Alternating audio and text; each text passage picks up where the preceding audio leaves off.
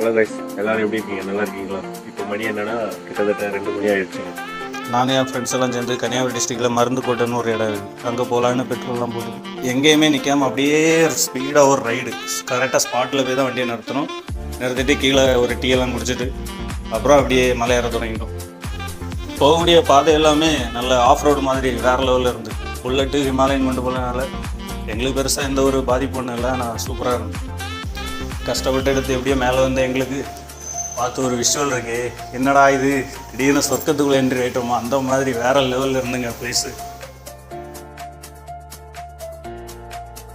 அப்படியே ஸ்பாட்டில் 2-3 ஃபோட்டோ எடுத்துகிட்டு வீடியோ ரீல்ஸ்ன்னு எடுத்துகிட்டு டான்ஸ் எல்லாம் போட்டுக்கிட்டு அப்படியே ஜாலியாக வைப்பெல்லாம் பண்ணிக்கிட்டு 3 நேரமாக மலையில் நனைஞ்சு அப்படியே வந்துட்டோம்.